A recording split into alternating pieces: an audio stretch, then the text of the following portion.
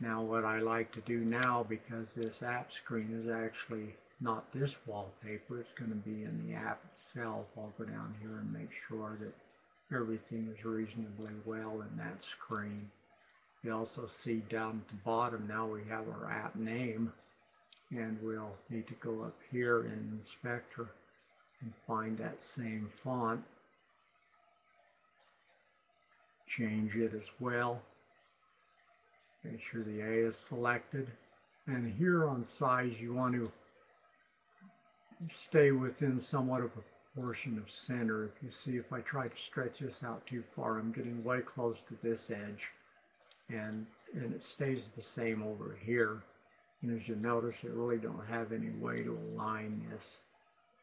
Even if you click center on this, it's not of any value now. So you need to keep this in perspective, and you can fudge it a little bit and get a little bit this far on this side, but all in all, you need to stay relatively centered up on what you do there size-wise. You'll just have to watch and see what you can and can't do. If we move on just a little farther down into your controls, what you'll want to do here is go up into Edit and hit Change Font, and that will bring up a dialog box for you to drop down, find your font, choose it, and hit Apply, and watch what it does. Now we have increased the size on this, as you can see.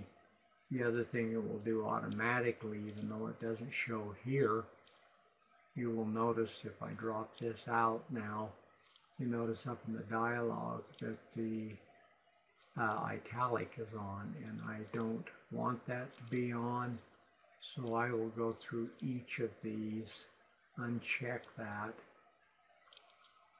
and get that off, as I do not want the italic option to be on. And as I undo all of those, you will now see that it's made that adjustment on the screen as well. Now, sizing is important here. One way I use to generally set the size is if you go down into your theme, the phone screens, and go to your hot list, you'll see that that subtitle is right off of the cursor itself. So what I do here is go back into Edit and to change font, and I may back this down, try 26 generally, and hit Apply. And as you can see now, it has moved that up into more perspective view. The unfortunate thing now is with this particular font, it's also changed all of this once again. So rather than redoing that again, we will make sure that our sizing is correct first.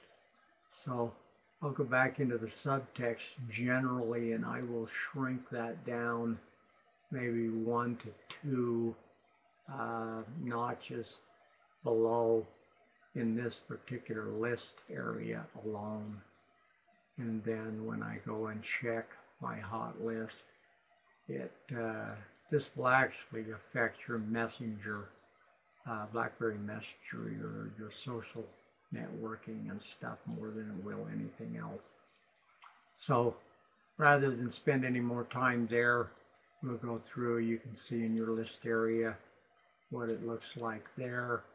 We can go into our phones now and go to incoming call, and here you will need to select your font as well in all of these sections, and see what it does to the screen as you manipulate your fonts and the size. Now, what I usually base on is, if you'll notice on this left side, there's a little spacing between the A and the edge, and on this side over here, we're right at the edge, so that is the buttons themselves. So I will back that off generally until it's about the same spacing. Gives you an idea of what you can and can't do. Another thing is your incoming call itself. It's a little large for me on this screen, so I'm going to back that back down to about 40, and everything else seems to be in perspective here. We'll move on to the active call screen. Once again, we will change our fonts, and that's just telling me there that the call timer is too big now. So sometimes with Theme Builder you get things that change even though you don't click on that particular button, that your drop down boxes will pick them up. So we will change that font, change this font as well. And now we have this selection to look at. Once again, you can reposition these items as well. You notice I usually pull this over just a bit to get it off the edge, and maybe raise it up just a hair. Sometimes this number is small, but this number will actually come over into it during the call, so you'll have to just experiment in Simulator and see what you have. But that shows you the setup there. And in the lock screen, one of the last settings we'll need is to find that font once again and select it. As you can see now, I'll select the A, and it's quite small. I usually run this back up close to you know, somewhere around what your date size is, and then we are done there. There's really nothing that needs to be concerned with in this area as of right now. So we'll go back to the top.